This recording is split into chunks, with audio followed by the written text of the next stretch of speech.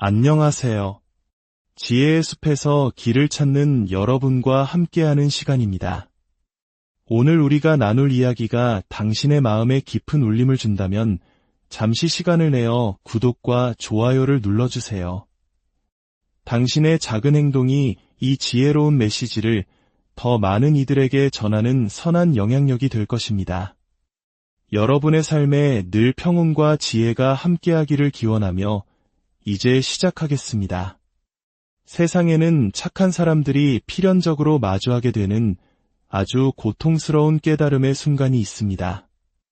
자신을 좋은 사람으로 만들어준다고 믿었던 바로 그 성품, 사랑과 존중을 가져다 줄 것이라 굳게 믿었던 바로 그 다정함이 오히려 자신을 투명인간으로 만들고 이용당하기 쉬운 존재로 전락시키며 결국에는 깊은 고독 속에 홀로 남겨지게 만들었다는 충격적인 사실을 깨닫는 순간 말입니다. 혹시 당신도 느껴본 적 없으신가요? 언제든 달려가 도와줄 수 있다는 나의 선의가 다른 사람들의 눈에는 하찮은 것으로 여겨지게 되는 그 서러운 순간을, 나의 무조건적인 친절이 어째서인지 조건적인 존중으로 되돌아오는 그 씁쓸한 현실을, 모든 사람을 위해 모든 것을 희생하려는 나의 마음이 결국 나 자신을 위해서는 아무것도 남기지 못했다는 그 처참한 결말을 말입니다. 이것은 단순히 이용당했다는 차원의 문제가 아닙니다. 이것은 인간 심리의 가장 근본적인 법칙, 당신이 맺는 모든 관계와 상호작용을 지배하는 냉혹한 방정식에 관한 이야기입니다. 착한 당신의 노력이 존중이라는 이름의 모래알처럼 항상 손가락 사이로 빠져나가는지에 대한 근원적인 탐구입니다. 대부분의 사람들이 이해하지 못하는 인간 본성의 비밀이 있습니다. 우리는 현대라는 최첨단 세상 속에서 여전히 수만 년 전 원시 시대의 소프트웨어로 살아가고 있다는 사실입니다. 우리의 뇌는 자원이 극도로 부족하고 생존이 곧 서열이었으며 약함이 죽음을 의미했던 작은 부족 사회에서 진화했습니다. 그리고 지금 우리가 사는 세상은 완전히 달라졌지만 이 원시적 심리 구조는 조금도 변하지 않았습니다. 우리는 지금도 무의식적으로 만나는 모든 사람을 사회적 서열 안에서 평가합니다.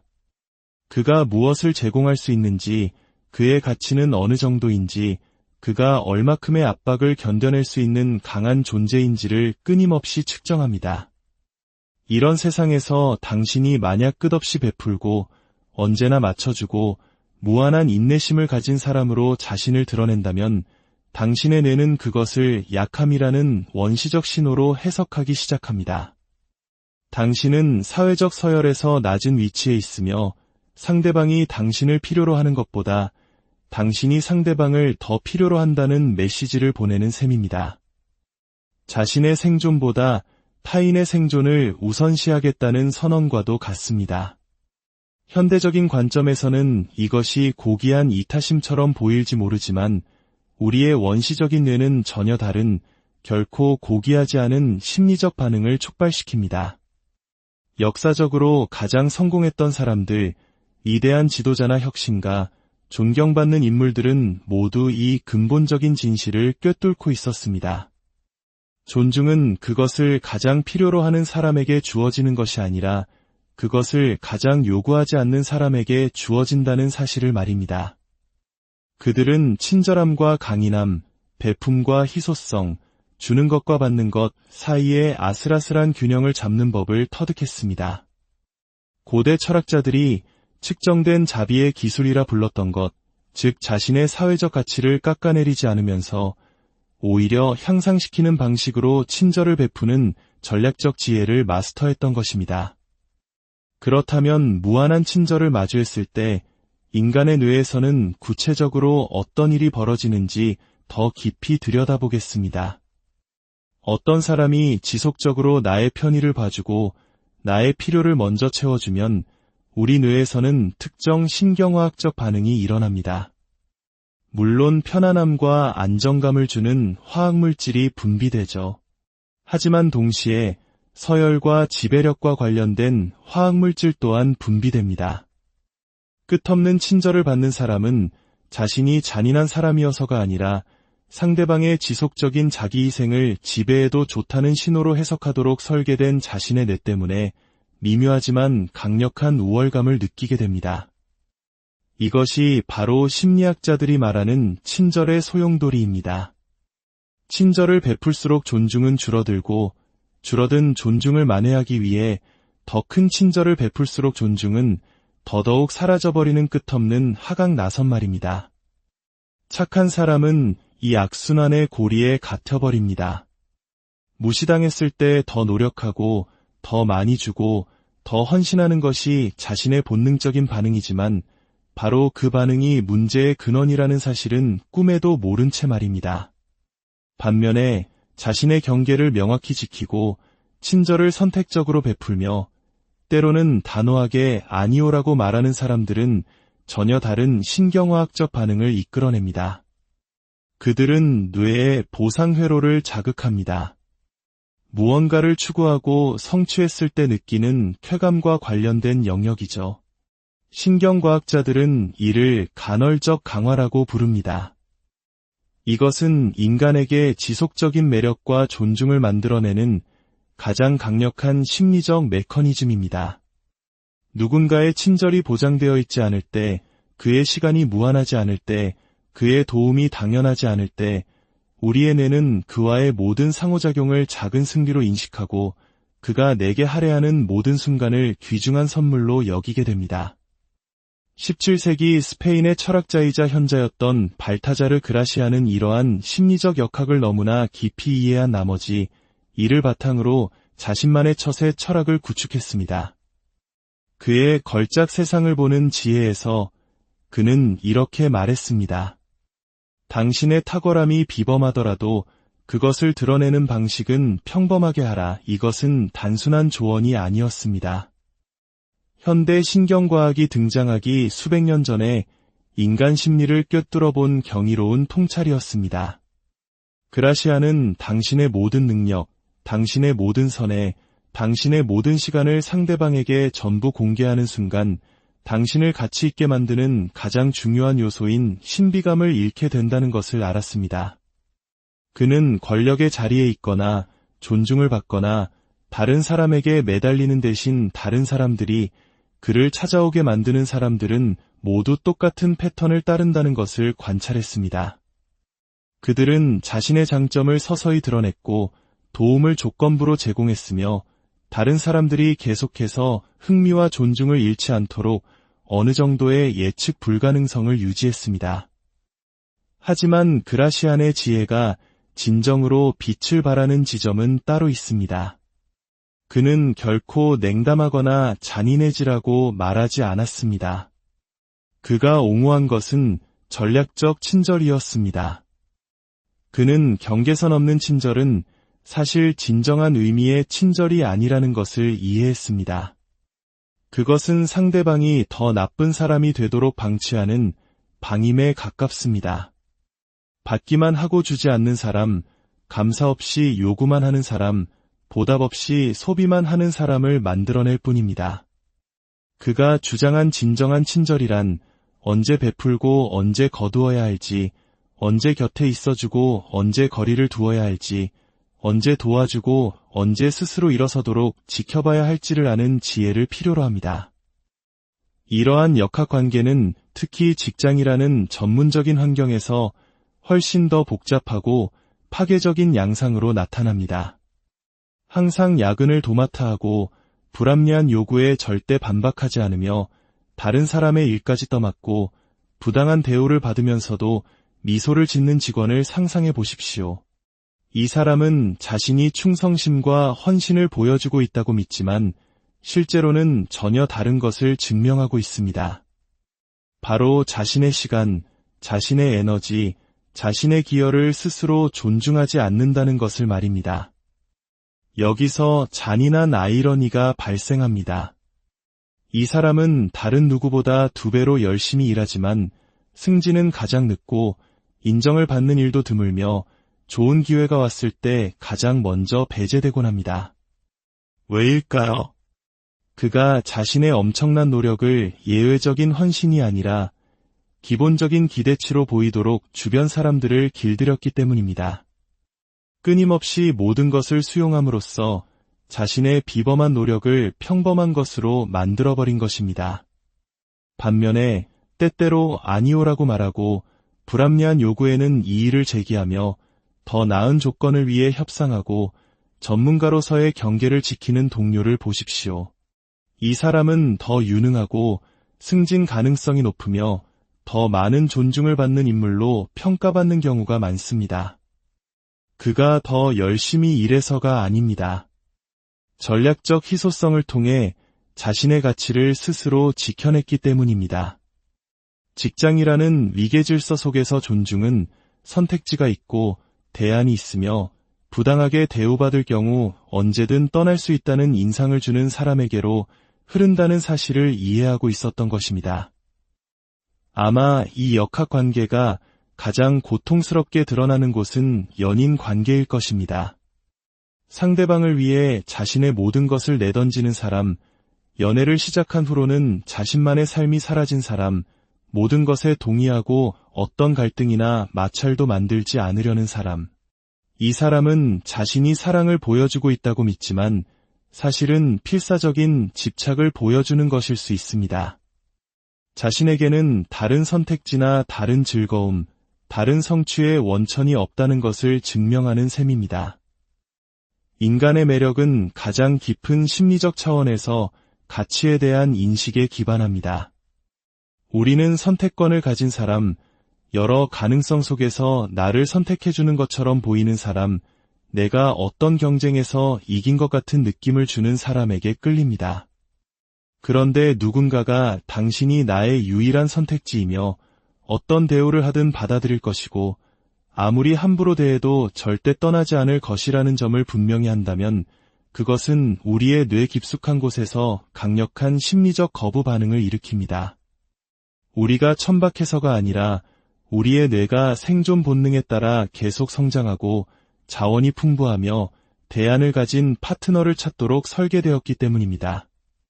가장 성공적인 관계, 상호 존중과 지속적인 매력 위에 세워진 관계는 각자의 정체성을 굳건히 유지하는 사람들 사이에서 만들어집니다.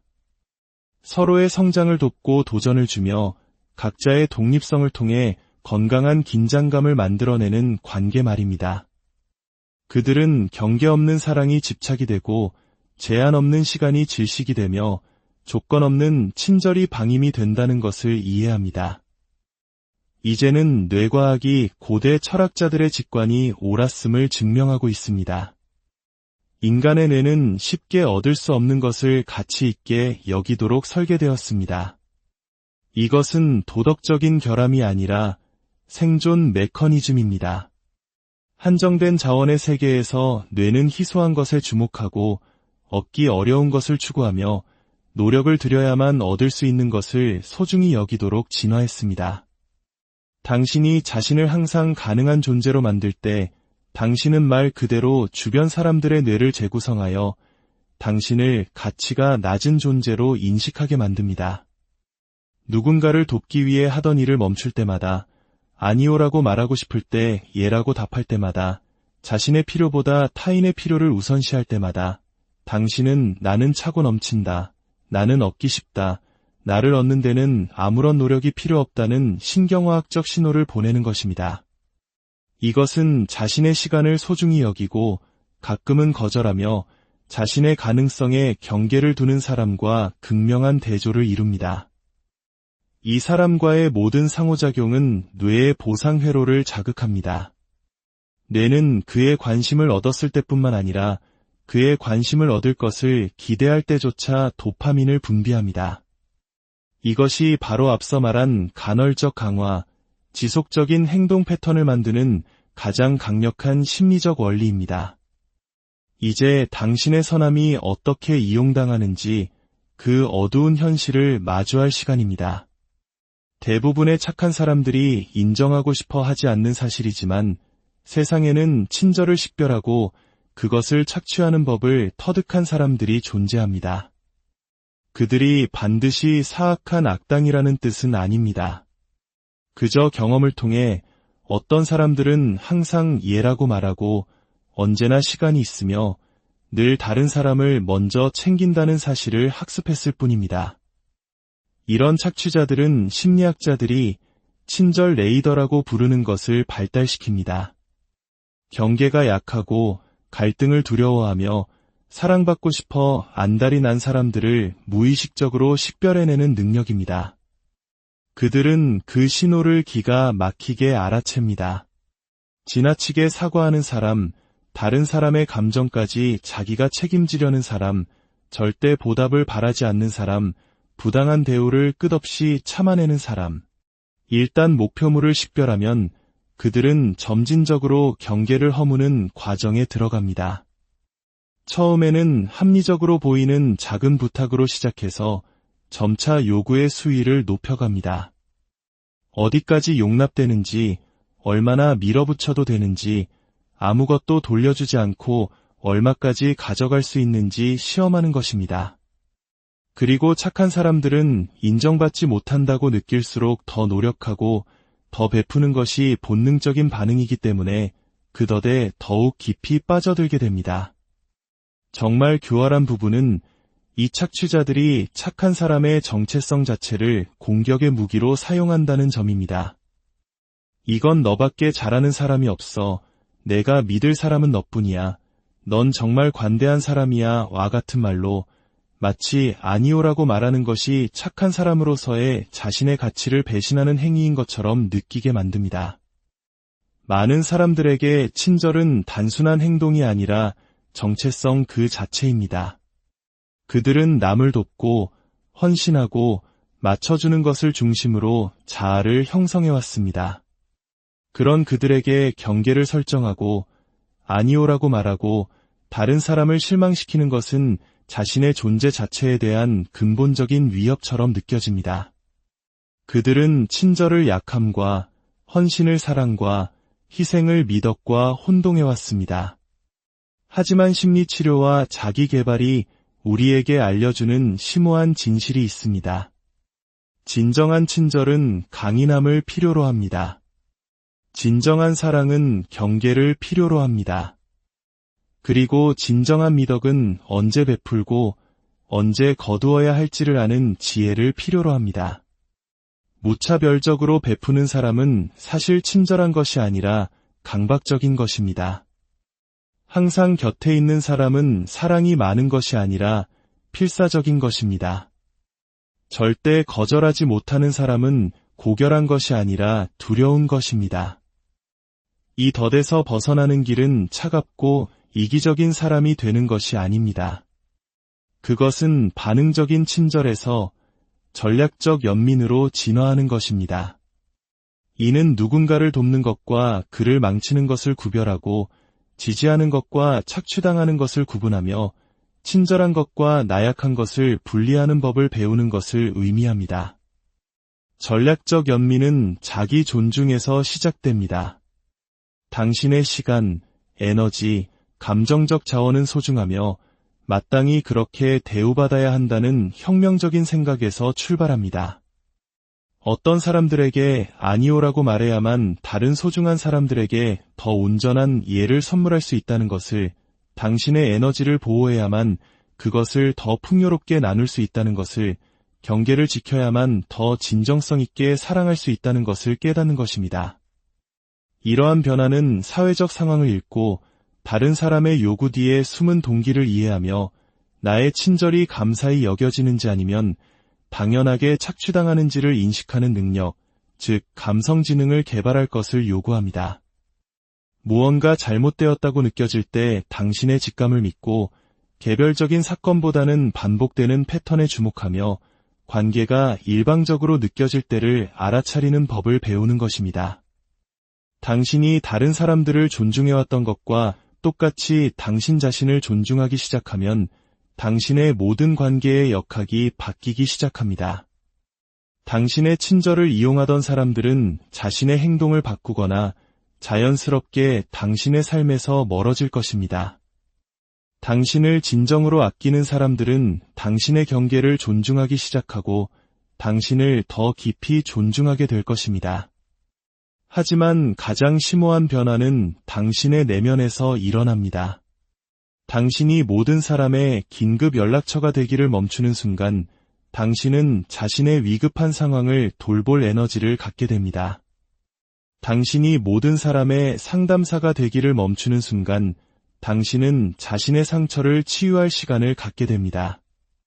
당신이 모든 사람의 해결사가 되기를 멈추는 순간 당신은 자신의 문제를 해결할 공간을 갖게 됩니다. 이것은 이기심이 아닙니다. 이것은 지속 가능성입니다. 당신이 가지지 않은 것을 줄 수는 없습니다. 자신을 사랑하지 않으면서 다른 사람을 사랑할 수는 없습니다.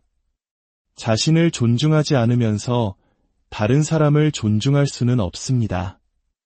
비행기에서 위급 상황 시 다른 사람을 돕기 전에 자신의 산소 마스크부터 쓰라는 안전수칙은 단지 물리적 생존에만 해당되는 이야기가 아닙니다.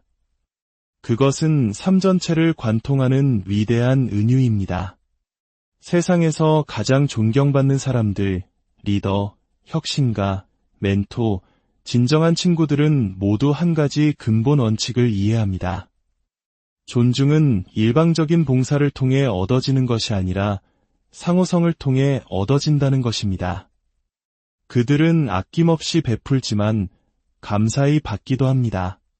다른 사람을 돕지만 다른 사람이 자신을 돕도록 허락하기도 합니다. 그들은 곁에 있어주지만 때로는 자리를 비우기도 합니다. 이것이 심리학자들이 말하는 균형 잡힌 관계를 만듭니다. 양쪽 모두가 가치 있다고 느끼고 함께 기여하며 함께 혜택을 받는 관계. 이러한 관계는 일방적인 희생이 아닌 상호 존중에 기반하기에 지속 가능하며 한 사람이 다른 사람을 위해 고갈되는 대신 두 사람 모두가 성장할 수 있기에 진정으로 만족스럽습니다. 마지막으로 역설적인 진실 하나를 더 말씀드립니다. 사랑받기 위해 필사적으로 애쓰기를 멈출 때 당신은 더 사랑스러운 사람이 됩니다. 모든 사람에게 시간을 내주기를 멈출 때 당신은 정말 중요한 사람들에게 더 가치 있는 존재가 됩니다. 모든 것에 예라고 말하기를 멈출 때 당신의 예는 비로소 진정한 의미를 갖게 됩니다. 왜냐하면 진정성은 그 자체로 매력적이기 때문입니다. 두려움 때문에 친절을 연기하지 않을 때, 절박함 때문에 곁을 내주지 않을 때, 강박 때문에 돕지 않을 때 당신의 진심 어린 마음이 비로소 빛을 발합니다. 사람들은 어쩔 수 없이 돕는 사람과 스스로 선택해서 돕는 사람의 차이를 본능적으로 느낍니다. 당신은 매일 모든 상호작용 속에서 선택의 기로에 노딥니다. 친절이 곧 무한한 헌신이고 사랑이 곧 끊임없는 희생이며 좋은 사람이 되는 것이 곧 경계가 없는 것을 의미하는 낡은 패러다임 속에서 계속 살아갈 것인가? 아니면 친절이 전략적이고 사랑이 경계를 가지며 좋은 사람이 되는 것이 필요할 때 아니오라고 말할 수 있을 만큼 강인한 것을 의미하는 새로운 패러다임으로 들어설 것인가? 낡은 패러다임은 당신을 소진시키고 분노하게 만들며 궁극적으로는 다른 사람을 진정으로 돌볼 수 있는 당신의 능력 자체를 파괴할 것입니다. 새로운 패러다임은 지속 가능한 관계, 진정한 연결, 그리고 고갈이 아닌 풍요로움 속에서 베풀 수 있는 당신의 능력을 보존해 줄 것입니다. 이것은 이기적이 되라는 것이 아닙니다. 지속 가능해지라는 것입니다. 당신이 세상에 줄 수 있는 가장 위대한 선물은 당신의 무한한 시간이 아니라 당신의 진정성 있고 경계가 있으며 전략적인 친절이라는 것을 이해하라는 것입니다. 존중은 봉사를 통해 얻는 것이 아니라 자기 존중을 통해 얻어내는 것임을 기억하십시오. 이제